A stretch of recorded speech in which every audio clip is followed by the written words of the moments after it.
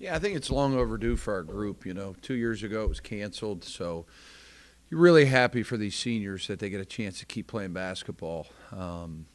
It's basketball is a really, really long season. There's a lot of ups and downs. So for a chance to continue to play, do something that's only been done one other time here in the history of our program, we got to take those steps. And I think this is one of those steps. And I think it's really neat that it's a doubleheader. I think it adds so much value to our fans. I'm a big proponent of the doubleheaders. I hope, next year it's something that our league looks at. I know Dan and I have talked about this numerous times. It just makes so much more sense. You get two games in one night. It's really, really easy for the fans. So I'm expecting a great crowd. Both teams have, the men's team and the women's team, have had phenomenal seasons, and what a way to send our teams out with one last home game in front of a packed house. Your season ended 2 weeks ago. Are your kids motivated to play? Are you motivated for them? Yeah, I mean, listen, it's always a group decision. We met as a team, and everybody 100% wants to play in this tournament.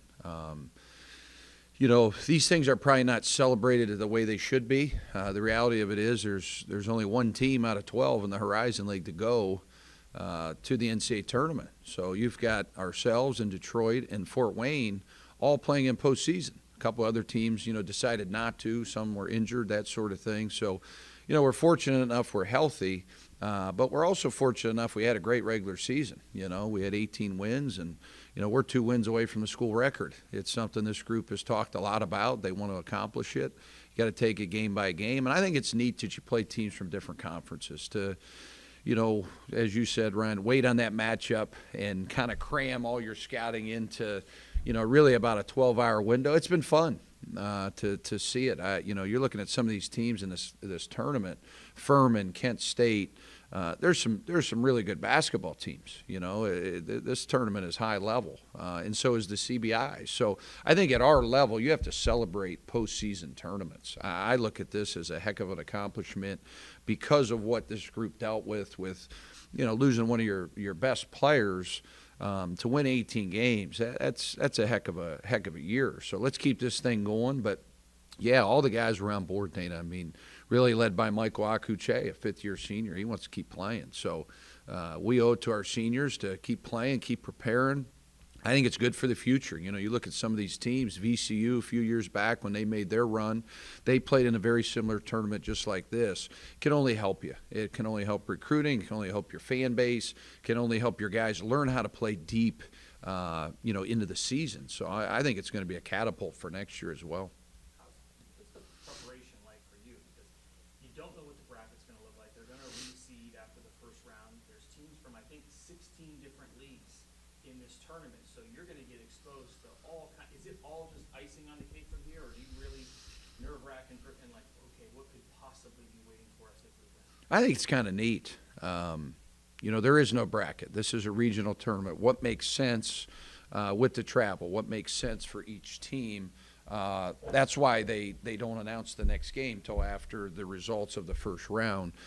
So where we could play, do we get another home game? Or are we going on the road? I think the suspense of that's kind of neat. I think the scouting part of it's pretty neat. But the bottom line is we got to worry about ourselves. We got to stay healthy. We got to be motivated. We got to keep playing good basketball. We got to try to improve on some of those things that happened down the stretch for us. This is kind of a new start. Everybody's 0-0. And we got to chase what we're chasing. We're chasing, number one, we got a chance to win a championship in a tournament. I had new life last night, to be honest with you. You sit around for 7 or 8 days and you wonder, are you going to host a game? We knew we were playing in the tournament, but to finally get the opponent gives you that adrenaline rush as a competitor, as a coach. I know our players are, trying to watch them and learn about, a very, very good team. I know their coach from over the years. He was at Georgetown when I was in the Big East, so he wins. He's a winner and a very good coach, and they force a lot of turnovers. They're athletic. They beat a team in the NCAA tournament, Norfolk State. So, everybody in this tournament's good. That's the thing. If you're not ready, you don't play good basketball, you lose. So we want to keep advancing, and it starts tomorrow night. Yeah, I mean, I think number one is ball security. They have forced over 500 turnovers. They love to play in transition. So if you don't value the ball, they're going to get out, they're going to run, they're going to play fast. They get about 75 points a game, so they have the ability to score the ball.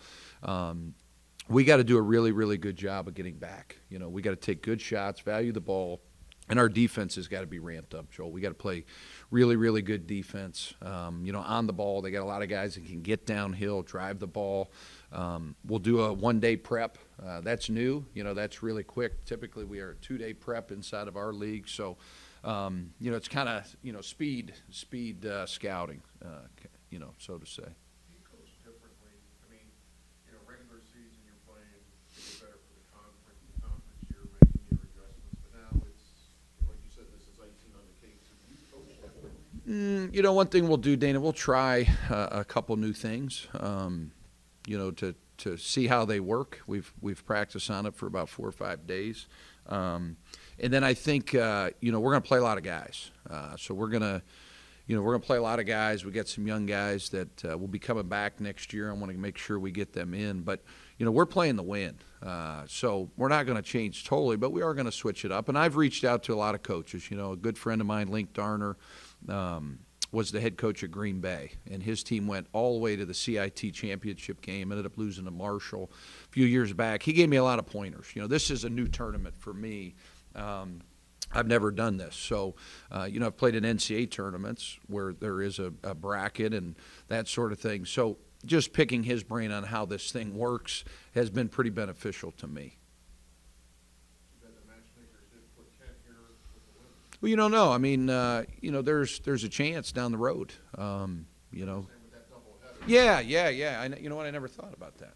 That would have been kind of wild if both teams played Kent State. But I'm hoping we can win in advance and maybe get another home game. But there's no guarantees. We gotta play tomorrow night. Is there a cost to host a home game? Yeah, you know what it is, Dane? It's really neat. So everything we make off the gate, they will take. So you start talking about paying officials, that sort of thing.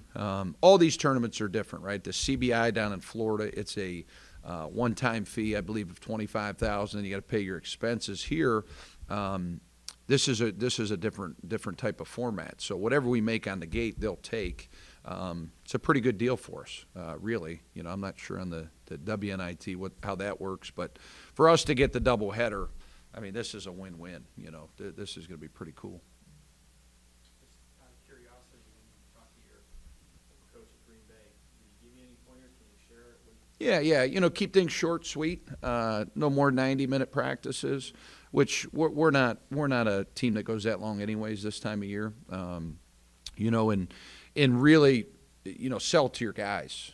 Get them to understand that this has only been done one other time in the history of Youngstown State men's basketball. So you're kind of chasing two things. You're chasing a chance to break some records as far as the win total, and then you're also chasing a championship inside a tournament that has a really kind of a neat format.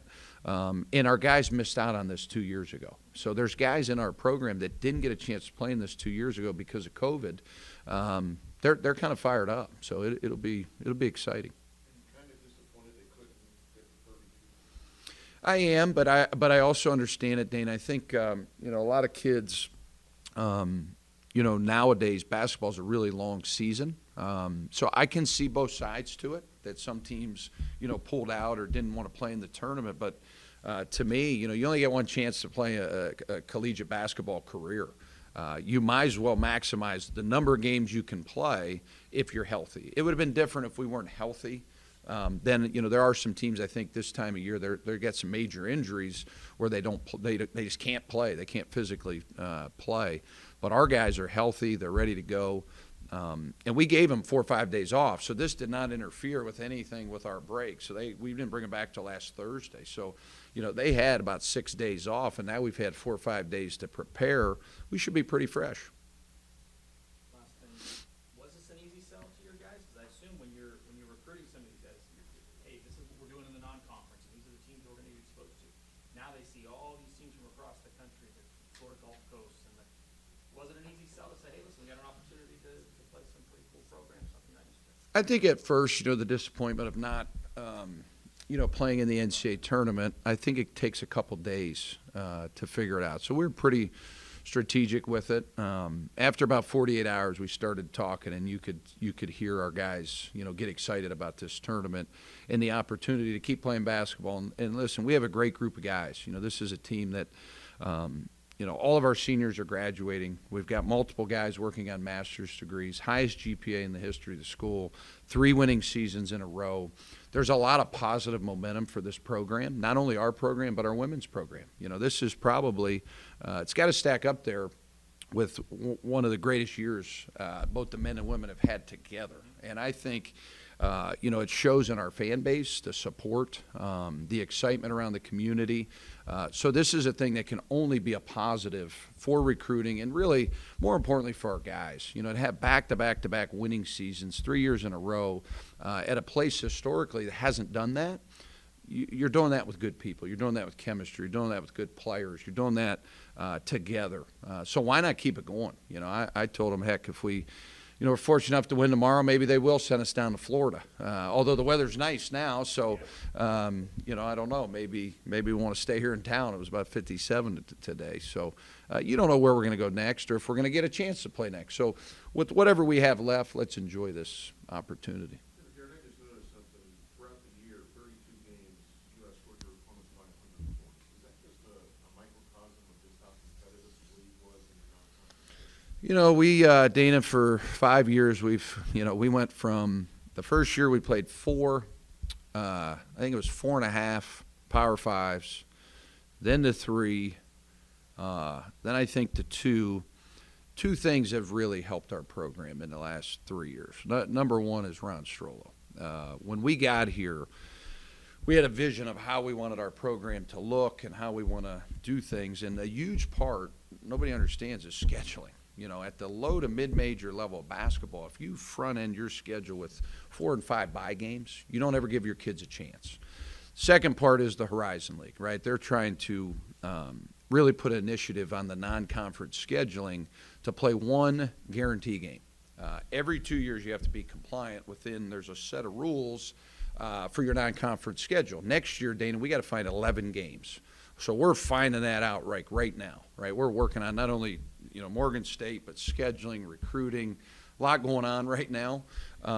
So to be able to score the basketball the way we did, I really credit our guys, but I really credit our schedule. Some people say, well, we've played everybody in America. The first 3 years, we didn't have a chance in the non-conference. I think we played 14 bye games or something like that in 3 years. That's hard. That's hard on kids. It's hard on a program, hard to get momentum. So when you establish that momentum in the non-league, you go 7-2, 7-3, whatever we were this year. Now you got a chance. Now you got a chance in your league schedule, and hopefully that can keep getting better, right? We need that thing to keep getting better, where maybe we start the year and have a bunch of home games, like we did the first year. I think we had 3 of our first league games at home. So there's a lot of things to look at each year, but without Ron's help, without the league's help, I don't know if we'd be where we're at right now, and that's a positive. With that being said, I know you played West Virginia down at the Cavelli a couple of years ago. Any plans? Yeah, we got to do one. Would you like to play down there? Oh, I think when we did that, if you said, Coach, we've had a bunch of games at Wright State, we've had a bunch of games at NKU, Oakland, right? We've had, heck, we made ESPN. Some of those magical moments, certain games stand out. But to me, if you ask people in the last 5 years what was one of the most exciting games that they've been to, the last 5 years now, granted, the last 40 years, there's been tons of great games in there, tons of great players. But in our last 5 years, I would say the Cavelli Center against West Virginia. It was just a different vibe, Dana, different feel. I'd like to play a game down there every year if we could, and maybe possibly looking at some league games to go down there. Maybe a Saturday night special, where we have whoever we're playing, we move the game down there. But I also understand the cost. I also understand there's a lot that comes with that.